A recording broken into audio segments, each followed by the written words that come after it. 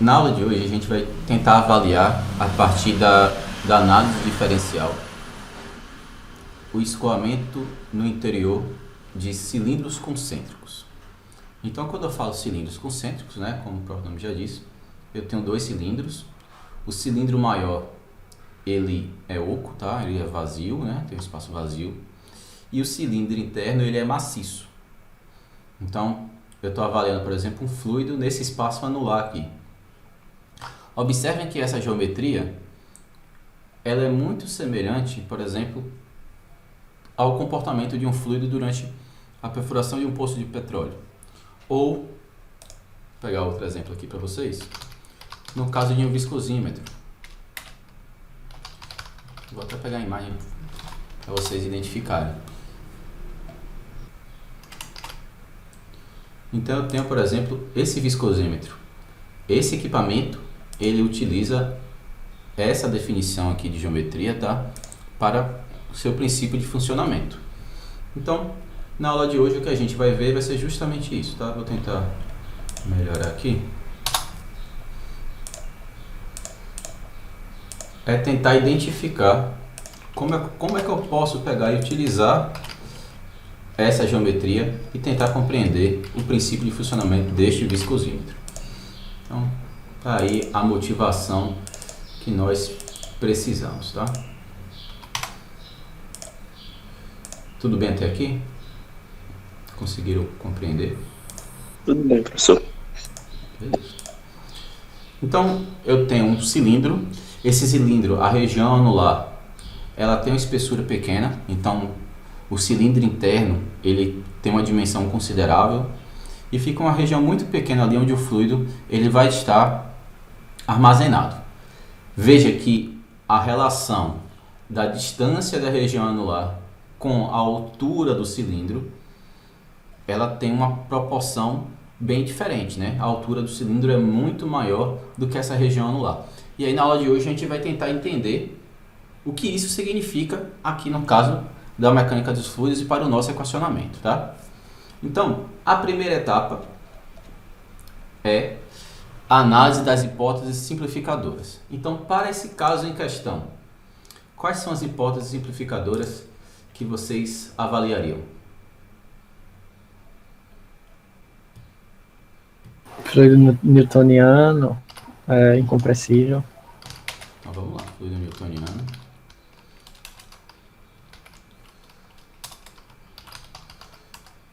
Fluido incompressível. O que mais?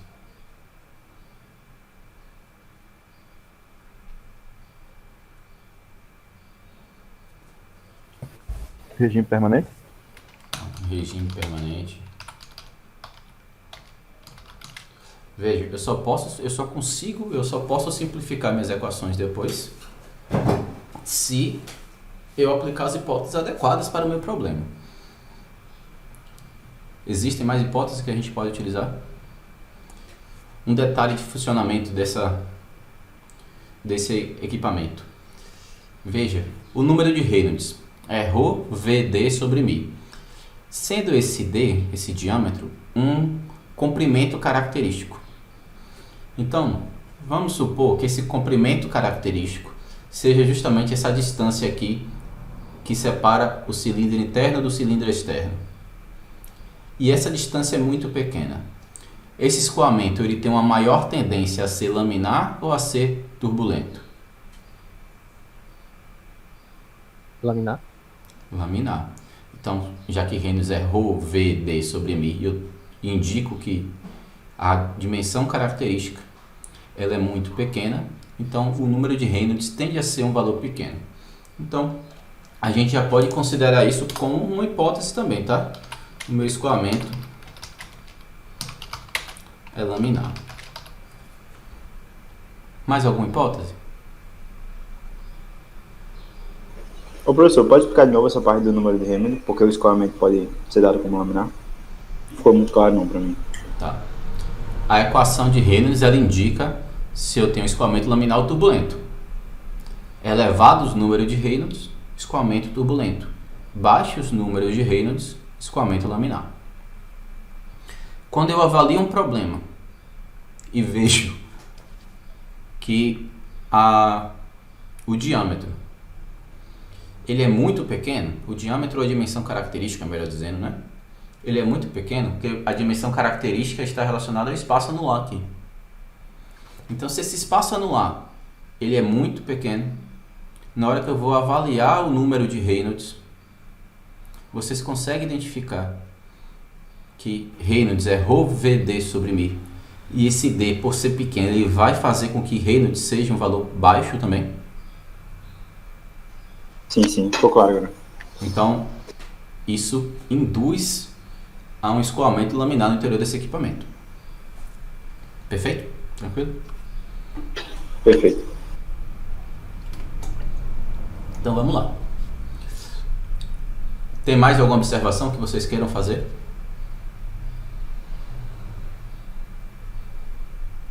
Não, professor, tranquilo. Mais alguma hipótese simplificadora que vocês queiram adicionar? Ou só são essas aqui? Valesca colocou escoamento plenamente desenvolvido. Vou colocar aqui.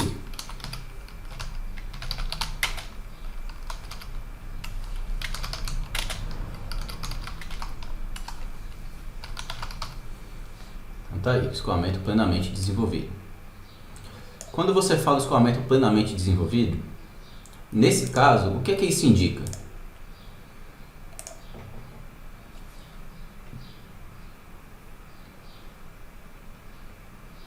A gente tem que tomar muito cuidado com as hipóteses.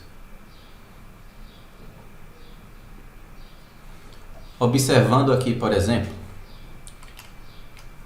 o meu escoamento está em que direção? VR, Vθ, Vz? Vamos ler aqui. VZ, professor. Vamos ler aqui o enunciado. Avalie o perfil de velocidade de um escoamento no interior de um espaço anular entre dois cilindros concêntricos verticais.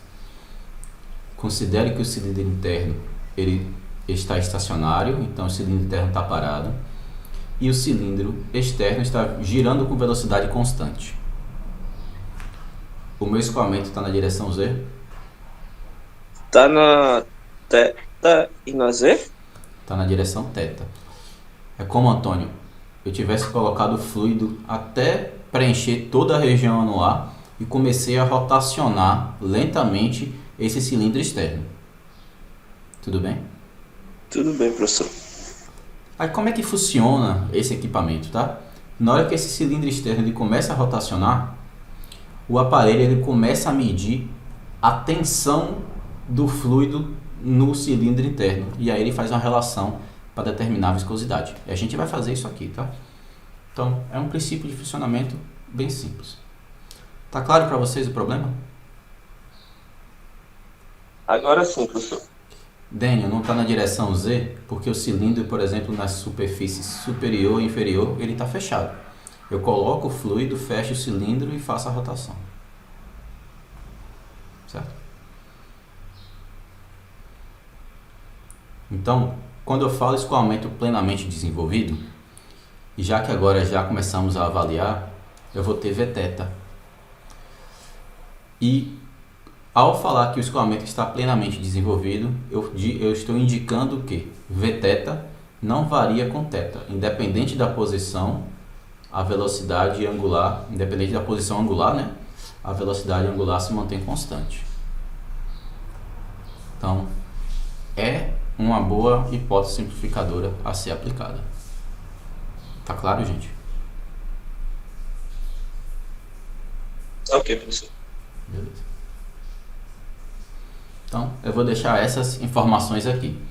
Caso a gente tenha necessidade de colocar mais informações, a gente volta e adiciona, tá?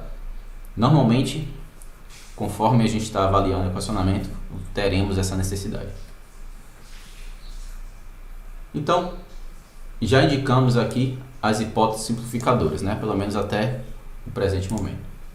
Aí agora vamos para a segunda etapa, análise física. Ao observar a geometria do meu problema, vou até trazer aqui esse desenho para baixo, tá? Para nos auxiliar aqui. Eu vou selecionar que tipo de sistema de coordenadas? Cilíndricas. Coordenadas cilíndricas. Então, o motivo já está meio meio óbvio, né? Então, coordenadas cilíndricas. Se eu estou trabalhando coordenadas cilíndricas, então agora eu preciso avaliar. Deixa eu só puxar aqui o equacionamento matemático para cima. O meu equacionamento matemático em coordenadas cilíndricas. Então, eu já trouxe aqui, ó, a equação da continuidade em coordenadas cilíndricas e as equações de Navier-Stokes em coordenadas cilíndricas também. Então está aqui as três componentes das equações de Navier-Stokes, R, θ e Z. Avaliando a equação da continuidade. Quais são as simplificações que a gente pode avaliar? E aí, antes disso, como é que a gente pode fazer as simplificações? Identificando aqui as velocidades, né? Eu tenho, por exemplo, VR, eu tenho Vθ, deixa eu colocar o símbolo aqui.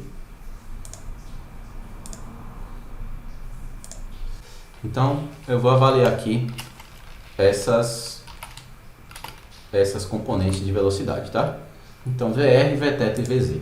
Inicialmente, a gente ainda não definiu, e a gente vai começar a definir ainda, aqui agora, né? Eu tenho que a velocidade R pode variar com R, com θ, com Z e com o tempo, assim como as demais, né? Então, eu ainda não simplifiquei, não fiz nenhuma observação. Qual dessas variáveis independentes a gente já pode simplificar aqui? O tempo. O tempo.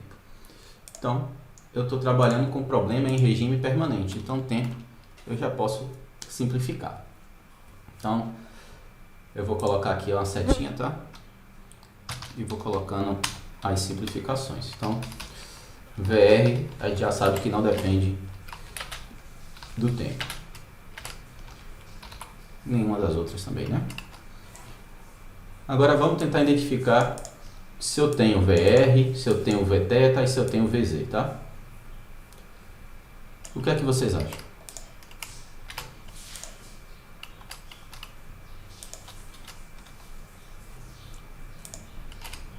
Volta lá pra imagem, professor. Volto, só um segundo. VZ não tem porque tá tampado, né? Como você falou. Então, Vz não vou ter porque está tampado. Então, a imagem está aqui, tá? Vou só tirar o zoom. E VR também não tem não, porque não tem nada saindo, né? Então, beleza, VR não tem porque eu não tenho saída lateral de fluido. Concordo também. Então, observe, a gente utilizou essa hipótese.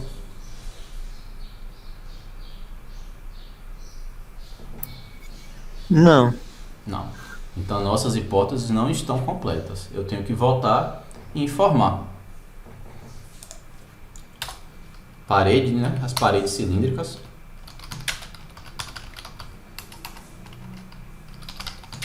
Não porosas. Então, veja que faltou colocar uma hipótese simplificadora.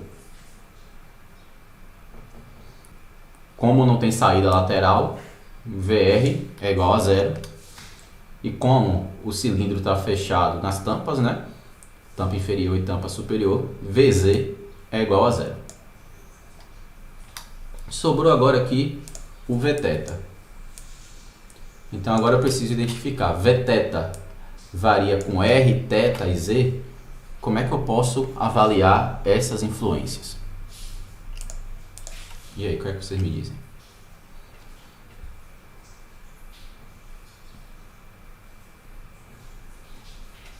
O Denis escreveu aqui que VR varia com R. Então não varia com T porque é regime permanente, concordo com você. Não varia com θ porque a gente colocou que o escoamento estava plenamente desenvolvido. Então naquela direção, né, Vθ com θ não é variável. E aí não varia com Z porque eu não tenho uma variação nítida de velocidade nessa direção. Aí eu vou fazer um parênteses aqui, tá? Observe o seguinte. Eu tenho fluido escoando aqui dentro da tubulação. Só que essa superfície, esse cilindro, ele está fechado em cima e embaixo. Qual é a velocidade do fluido próximo a essa superfície inferior e qual a velocidade do fluido próximo à superfície superior? 0. 0, por conta da condição de não deslizamento. Sim, né? Aí observe o seguinte. A gente começou a nossa avaliação dizendo que essa altura ela é muito maior do que a distância anular. E isso tem um significado. Quando eu falo isto, eu vou trazer aqui um gráfico para a gente tentar avaliar, tá? Eu preciso identificar qual é a direção em que eu tenho uma variação de velocidade mais acentuada. Existem problemas em que eu tenho as duas direções com variações de velocidade próximas, então eu não posso fazer esta simplificação. Mas existirá problemas em que a gente vai poder fazer as simplificações. Eu vou pegar aqui dois conjuntos de dados.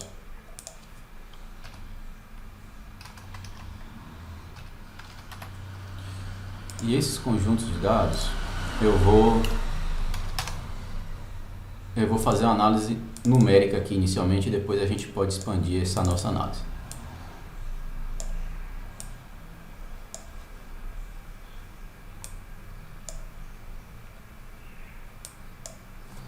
Vou abrir aqui o Origin. Então, eu vou pegar, por exemplo, a variação de velocidade em uma determinada direção. Então, em uma variação de velocidade em outra direção.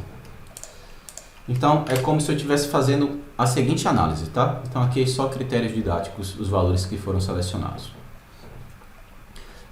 A direção do espaço anular, ela tem 2 centímetros de distância. Então, vai de menos 1 até 1, tá? Então, o delta aqui é igual a 2. Já a região axial, ela tem um comprimento de 40 centímetros. Então, vai de menos 20 até 20. Então, veja que a diferença entre uma dimensão e a outra é gritante, né? 20 vezes maior. E aí eu vou plotar o perfil de velocidade aqui para ver como é que esse perfil vai ficar. Aí observe o seguinte, vou plotar primeiro a variação de velocidade na região anular. E aí eu tenho um indicativo que a velocidade ela varia com a posição.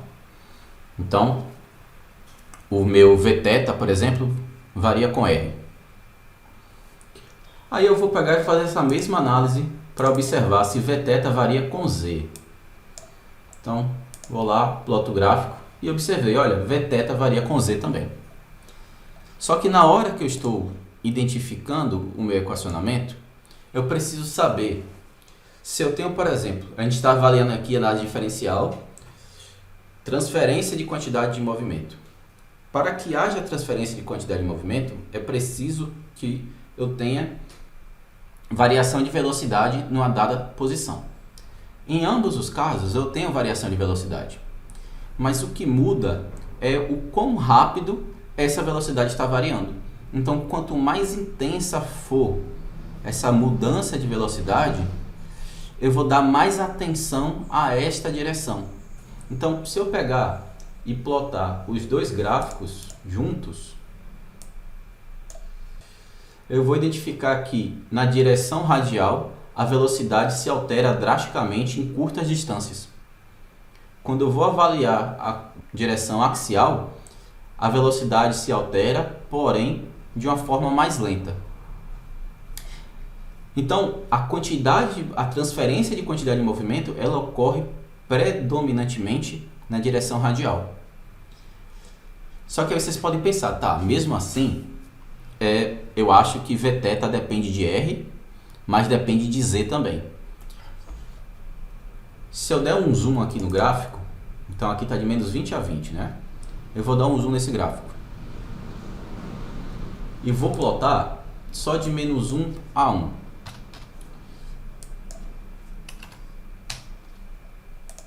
Observem que na hora que eu faço isso, eu tenho uma variação na direção radial, só que a velocidade axial, ela ficou o quê?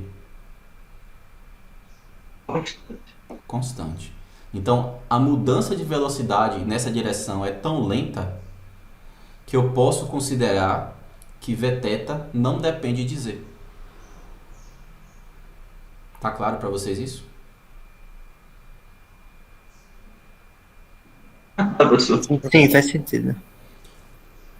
Então eu tenho essa possibilidade de análise. Vθ não depende de Z, justamente porque demora-se muito para que essa velocidade varie de ponto a ponto. Então, mas vamos supor que a gente quer fazer uma análise diferente, tá? Então, algumas pessoas não ficaram satisfeitas com essa explicação. Tudo bem. Quando eu faço uma observação como esta, eu estou analisando o escoamento no interior daqueles cilindros concêntricos. E eu sei, por exemplo, que a camada limite, ela tem uma influência, a espessura da camada limite, né? Ela é grande ou pequena? Pequena, é muito pequena. Então, a camada limite são coisas de menos que milímetros, tá? Ou 2, 3 milímetros ali, depende da velocidade. Então, a camada limite é algo muito pequeno. Então, na hora que eu vou avaliar o meu problema, e aí está a importância, por exemplo, da estatística, eu identifico que a camada limite, ela acontece aqui no iniciozinho desse cilindro e acontece no final. Então, eu tenho variação de velocidade neste ponto e neste ponto. Majoritariamente, a velocidade na direção Z está se alterando. Então, eu tenho duas explicações para avaliar o porquê que Vθ não depende de Z. Isso tudo poderia ser resolvido com apenas uma hipótese simplificadora. Que hipótese é essa? É desprezar efeito viscoso, alguma coisa assim. Desprezar os efeitos de bordo. Então, próxima região de entrada ali, tá?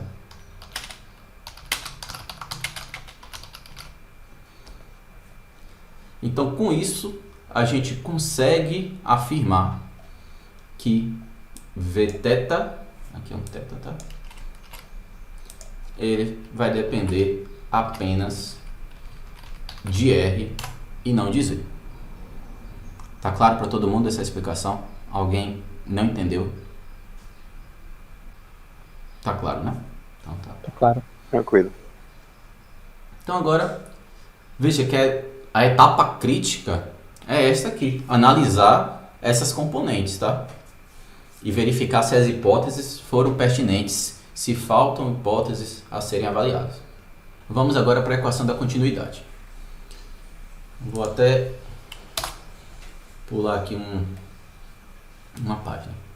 Quando eu vou avaliar a equação da continuidade, esse primeiro termo aqui, ele vai ser zero diferente de zero. E por quê? É zero porque é regime permanente. Beleza. Então, regime permanente, zero. Então, eu venho aqui e avalio a equação da continuidade. VR depende de R, ou eu tenho VR? Não. Então, VR é zero, corta. Vθ, aqui eu escrevi φ, mas é θ, tá, gente? É a direção angular. Vθ, ele depende de θ? Não. Mas eu vou deixar esse termo guardado aqui, tá? E aqui eu tenho um VZ. Eu tenho VZ no nosso problema?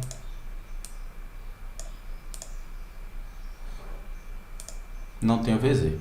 Então, Ô professor, por que o Vθ ele não depende de θ? Você pode mostrar na figura, por favor? posso? A gente indicou aqui, ó, que o escoamento está plenamente desenvolvido. Então, se meu cilindro está girando com velocidade constante para uma dada posição radial, então vou pegar, por exemplo, no centro. A velocidade não se altera com θ. Não importa se θ é 0, π sobre 2, π, 3π, a velocidade se mantém constante. Entendi, obrigado. Nada.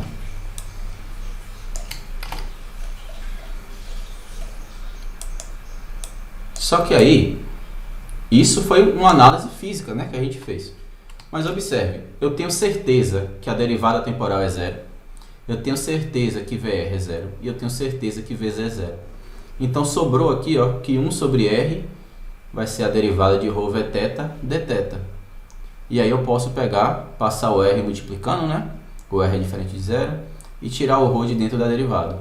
Então essa equação, ela me diz também que dvθ dθ é igual a zero. Então a gente tem duas formas de descobrir essa igualdade, né? Então essa análise aqui da equação da continuidade, ela acaba confirmando a nossa hipótese simplificadora que o escoamento estava plenamente desenvolvido. Concordam?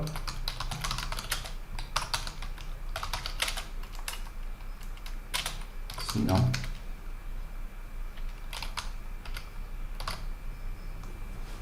Então, velocidade é constante na direção θ. Posso continuar, gente? Ou vocês não entenderam? Pode continuar, professor. Então tá. Então agora vamos para as temidas equações de Navier-Stokes, né? Então, essas equações que apareceram para vocês aí inicialmente como algo complexo, a gente vai tentar simplificar. Então, eu vou colocar aqui as equações na forma geral, né, na forma completa delas, e as suas devidas simplificações. Eu vou colocar aqui embaixo, tá? Então, vamos tentar analisar aqui o nosso problema. Na direção R, a gente já sabe que VR é igual a zero, Vθ depende de R, e Vz é igual a zero, né? Essas são as observações que nós já fizemos aqui. Então, vamos tentar aplicar. Primeiro termo, dvθ dt. Zero por dois motivos. VR é zero e eu não tenho dependência temporal. Segundo termo, zero, VR é zero. Terceiro termo, eu tenho a derivada de VR, VR é zero. Quarto termo, Vθ ao quadrado sobre R. Isso aqui é zero? Não. Não é zero. Então, eu vou deixar esse termo aqui guardado, tá? Eu só vou simplificando aqui junto com vocês no MFType para colar a equação já simplificada para vocês aí no final. Então, sobrou esse termo todo aí ao quadrado, menos Vθ sobre R ao quadrado. Depois eu tenho VR, a derivada de VR em relação a Vz. Então, VR é zero, logo Vz também assim será. Então, o que sobrou desse lado esquerdo foi menos ρ Vθ ao quadrado sobre R. Então, o lado esquerdo da equação foi aí bastante simplificado. Na direção R ainda eu tenho variação de pressão em R. Isso aqui fica.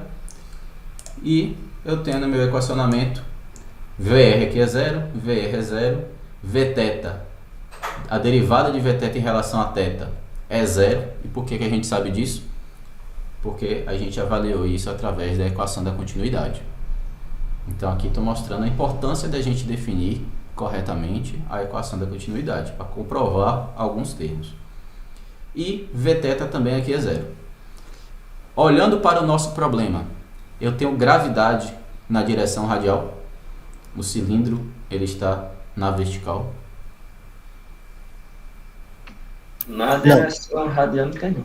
Pronto. Então, ρ gr é zero, né? Então o que eu tenho é dp dr é igual a ρ Vθ ao quadrado sobre R. Vou pegar e vou colocar aqui essa equação. Então, o que é que essa equação está me dizendo, né? Por conta da velocidade angular, eu vou ter uma variação de pressão na direção radial. E isso é meio que natural, né? Se a gente tem um escoamento, surgem aí, por exemplo, as forças centrípetas, centrífugas, e isso vai alterar a pressão nos pontos, né? Se eu tenho uma força atuando numa dada direção, então essa parte do questionamento está me indicando a presença dessas forças. Então, se eu quiser saber, por exemplo, qual é a variação de pressão em um determinado ponto, eu consigo avaliar. Então veja que aqui, se eu conhecer Vθ, isso aqui não é nem uma equação diferencial para Vθ, né?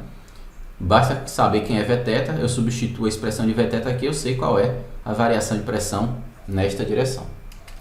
Eu vou pegar e vou avaliar a direção Z antes da direção R, tá? Antes da direção θ, perdão. Na direção Z, a gente sabe que Vz é igual a zero. Então, ó, primeiro termo zero, segundo termo zero, terceiro termo zero, quarto termo zero. Então, eu tenho dP dz, a variação de pressão na direção Z, é igual. Todos os termos aqui dentro do cochete envolvem Vz. E a gente sabe que Vz é igual a zero. Então, dP dz é igual a ρgz. Veja que, mais uma vez, a gente compreende o que isso significa, né? Essa equação, ela representa a estática dos fluidos. Então, tá aí a nossa segunda simplificação. A direção Z. E agora a gente vai para a direção θ. Na direção θ, eu começo avaliando o termo Vθ dt, escoamento em regime permanente, não tenho dependência temporal. Segundo termo, eu tenho aqui VR, VR é igual a zero. Terceiro termo aparece dVθ dθ. A gente sabe que dVθ dθ é igual a zero por conta da equação da continuidade. O escoamento está plenamente desenvolvido. Quarto termo, VR é zero. E o quinto termo, a gente sabe que tanto Vz é igual a zero, como que Vθ não depende de Z. Então, o lado esquerdo da equação, ele foi todo simplificado. Dúvidas? Aí vamos avaliar agora o lado direito da equação. Eu vou deixar aqui 1 sobre R, né, dP dθ. Deixa eu até copiar aqui para vocês. Já já a gente vai fazer uma análise desse termo. É igual. Veja, Vθ, e a gente viu que Vθ depende de R. Eu posso zerar esse termo aqui? Não, né? Vθ depende de θ, então essa derivada aqui é diferente de zero. Segundo termo, eu sei que Vθ não depende de θ.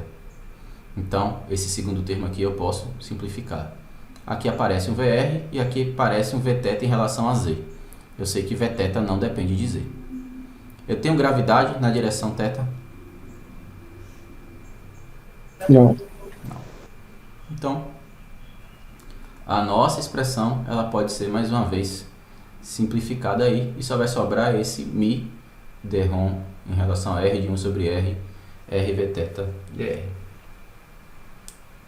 Então está aqui a nossa expressão. Veja que a derivada, a equação diferencial, ela só aparece aqui na direção θ. E já era esperado isso, né? Já que é a única componente de velocidade que surgiu. Vθ depende de R. Essa equação, ela é uma equação diferencial, o lado direito dela aqui, principalmente, né? Vθ. De qual ordem? Segunda ordem. Então, o Daniel falou aqui no chat. Se é uma equação diferencial de segunda ordem, eu preciso de quantas informações para resolver, para ter minha solução completa? Então, duas condições. Então, isso aí, gente, a gente não pode esquecer, tá? Se eu tenho uma equação diferencial de segunda ordem, duas condições, ou condição de contorno, ou condição inicial, duas informações eu preciso ter para ter minha solução avaliada aí nos pontos adequados. Então, o terceiro tópico aqui, né, são as condições de contorno. Então, eu tenho a condição de contorno 1 e eu tenho a condição de contorno 2. As condições de contorno são locais onde eu conheço uma da propriedade, ou a derivada da velocidade, ou a própria velocidade, ou a tensão. Eu conheço alguma informação sobre o meu sistema, tá? Sobre o meu escoamento aqui, no caso específico nosso. Então vamos lá tentar entender aqui quais são essas condições de contorno. Eu vou pegar aqui a imagem, tá? Vou replicar para a gente conseguir dar continuidade.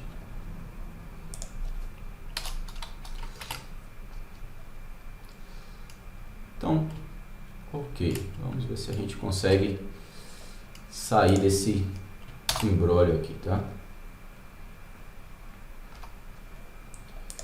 Quais são as condições de contorno que vocês conseguem enxergar aqui no nosso problema?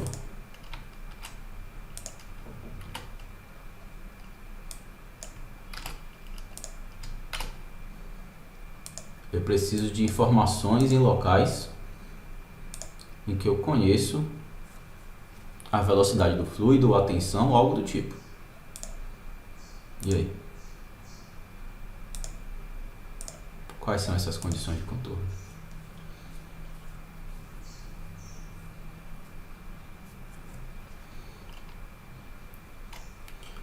Dênio colocou, em R igual a 0, V igual a 0. Mas Dênio, em R igual a 0, é lá no centro do cilindro aqui, ó. Nem fluido tem. Então, ó, quando o raio, veja que aqui é R2, né? E aqui é o R1. O R1 é o raio interno e o R2 é o raio externo. Então, quando R é igual a R1, então R1 é uma constante, tá bom? Eu tenho o quê? Vθ vale quanto? E aí? O que é que a gente tem aqui? É igual a velocidade de rotação do cilindro, né? Igual a ômega, então? É. Todo mundo concorda?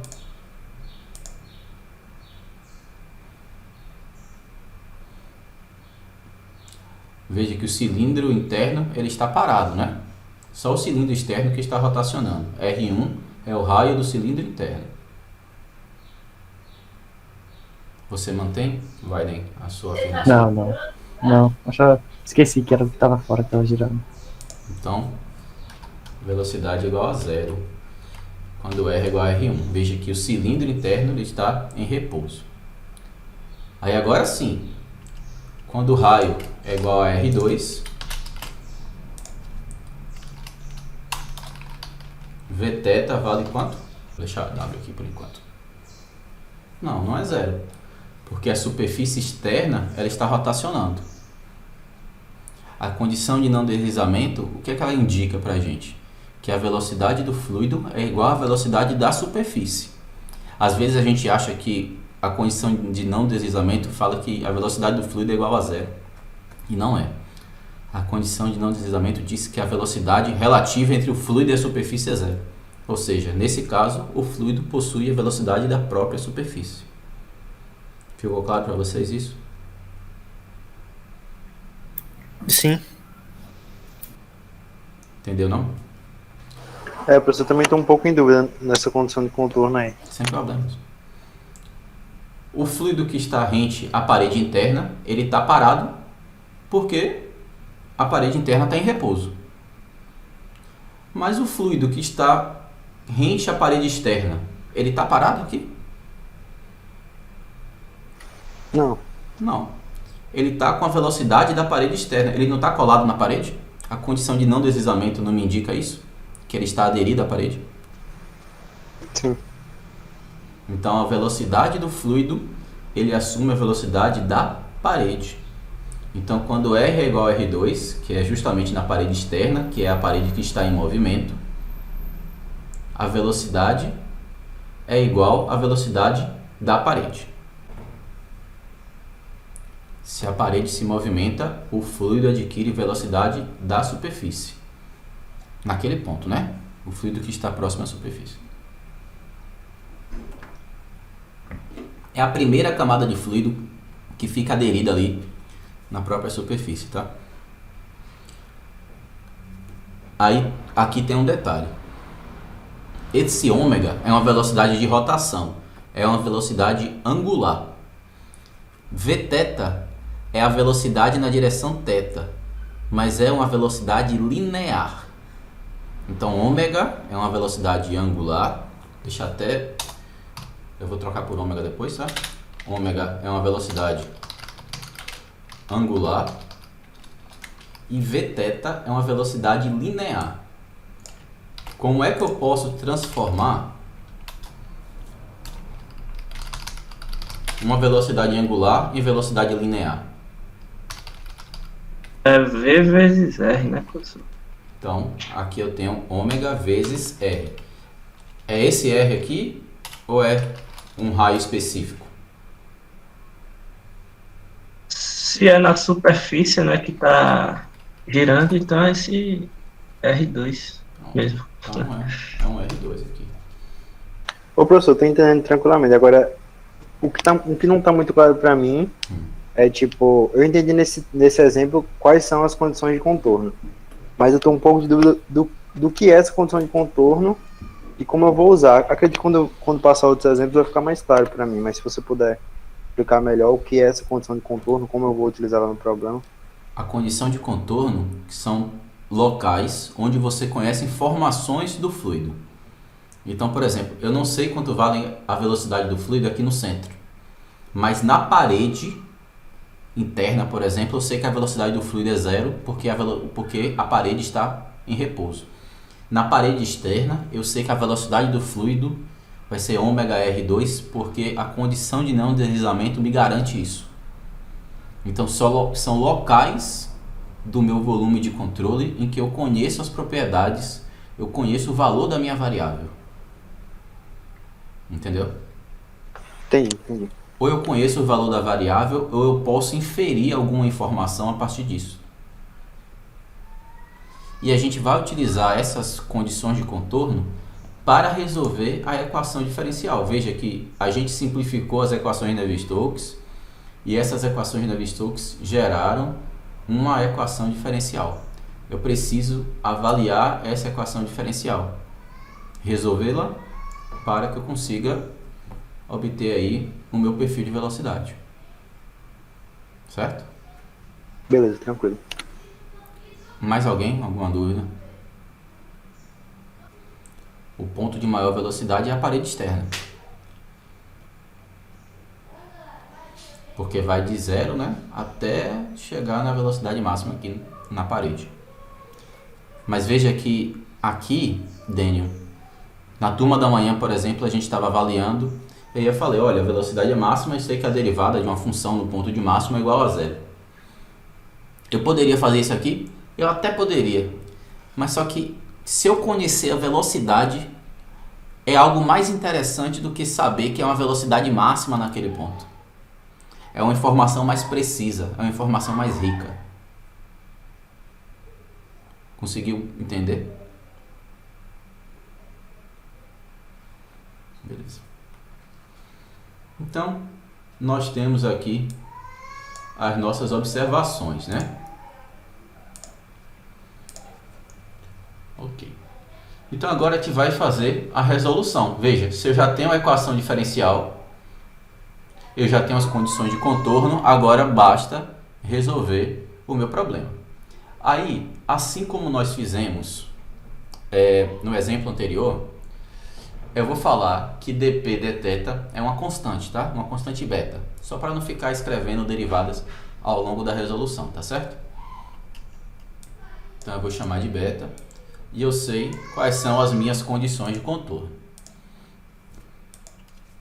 Então, condição de contorno 1, eu já coloco aqui para vocês aqui, tá?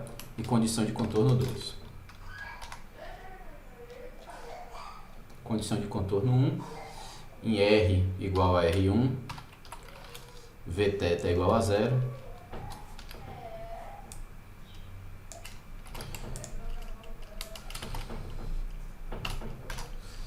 E condição de contorno 2 em R igual a R2, Vθ é igual a ômega R2. Então já vou colocar aqui para a gente ter todas as informações plausíveis aí do nosso problema.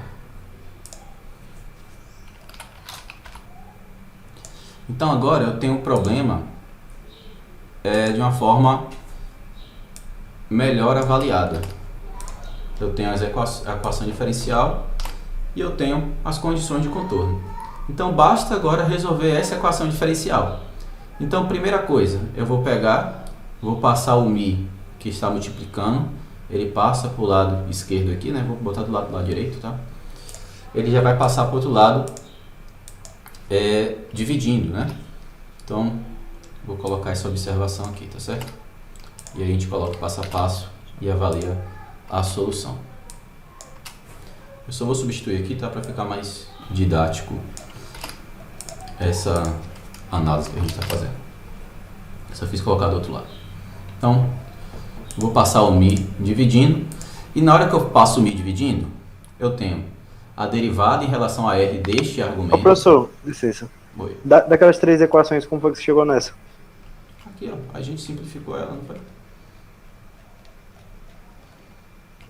Olha ela aqui. Ah, certo, eu considero só na direção θ, né? Isso, porque aqui eu tenho, não é um perfil de velocidade, eu não vou conseguir achar Vθ aqui. Ah, E certo. aqui também eu preciso de Vθ para achar a variação da pressão na direção radial. Então Sim. Vθ só pode ser avaliado na equação diferencial na direção θ, certo? Perfeito. Então eu vou passar o Mi dividindo, vai ficar beta sobre μr é igual a derivada em relação a R deste argumento. Quando eu faço isso, para que essa derivada desapareça, o que é que eu preciso fazer? Integrar, né? Integral. Então eu vou colocar esse passo aqui, vocês vão resolver a integral aí junto comigo, tá? Como é que fica essa integral? Na hora que eu integrar o lado esquerdo e o lado direito, fica como aqui?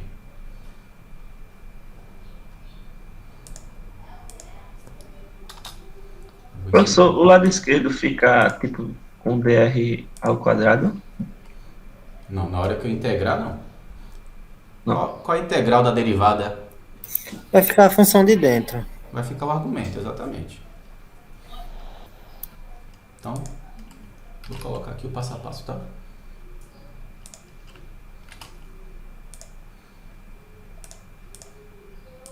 E o lado direito fica como? Sai como constante, né? E fica o ln de R. Então, beta sobre mi sai, ln de R só. Não aparece nada não. Mas a constante. Mas a constante, não esqueça dessa constante não. Porque as condições de contorno surgem justamente para que a gente possa definir essas constantes. Ln de R mais a primeira constante, C1.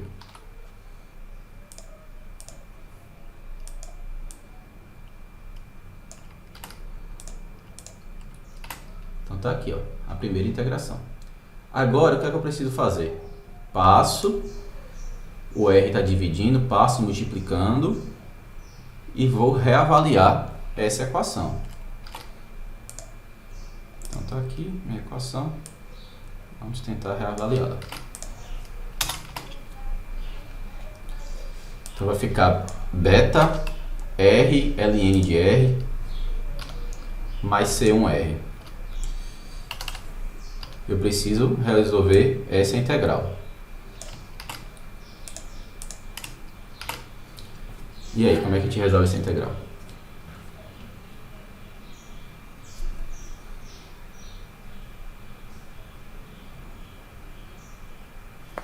Usando lá a condição de contorno, não é isso?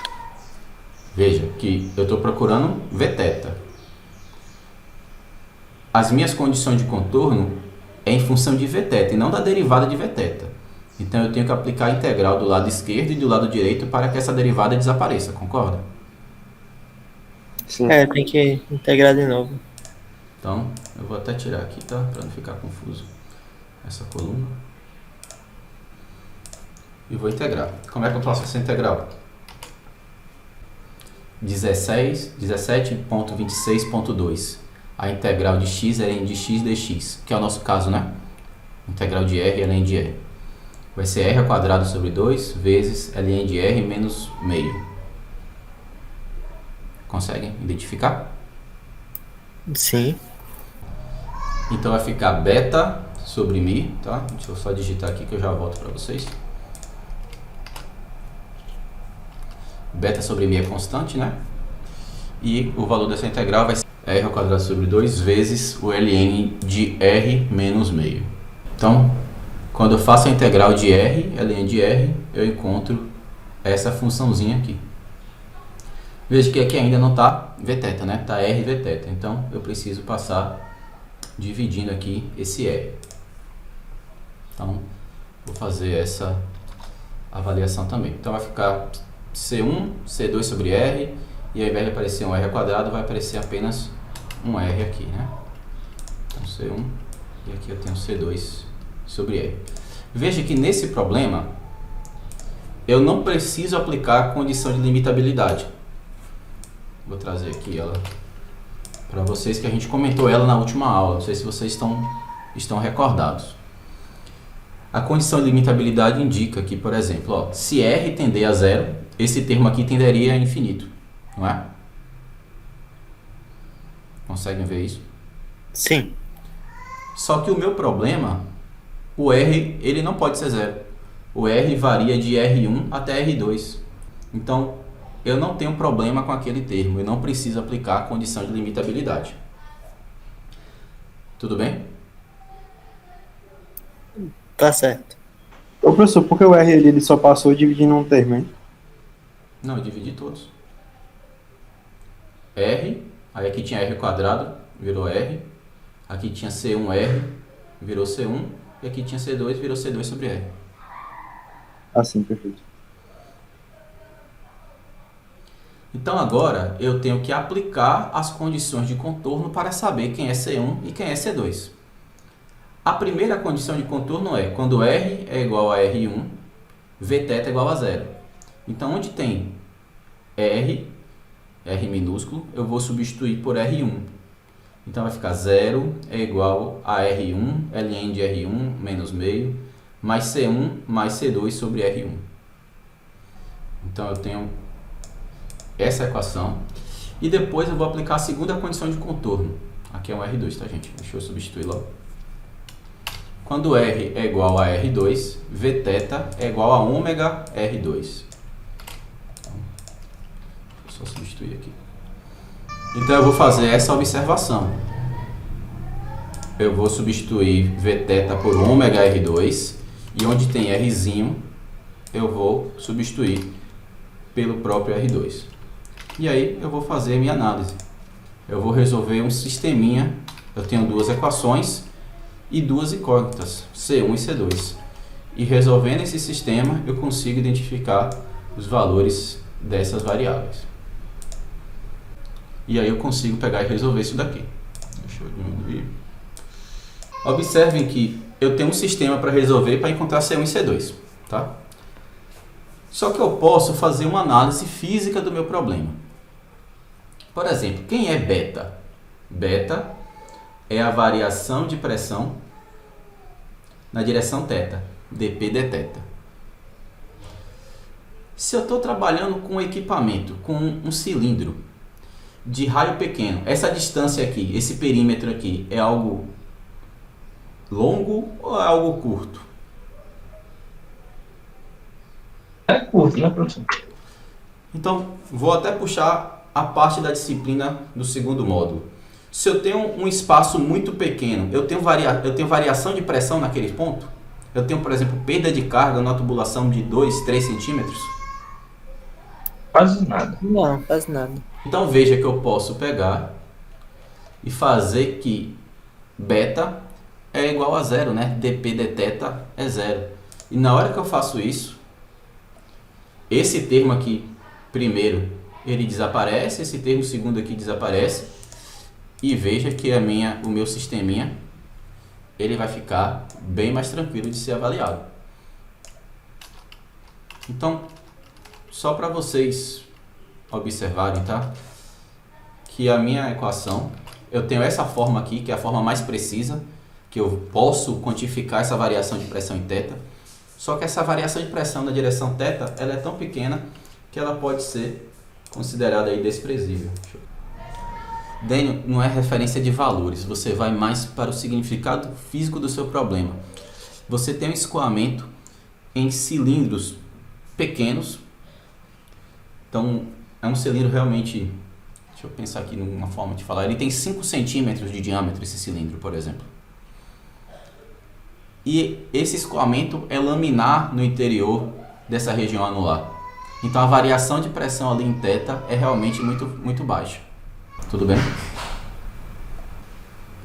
Então eu posso pegar e avaliar C1 e C2. Eu acredito que C1 e C2 aqui agora está bem mais tranquilo de serem avaliados.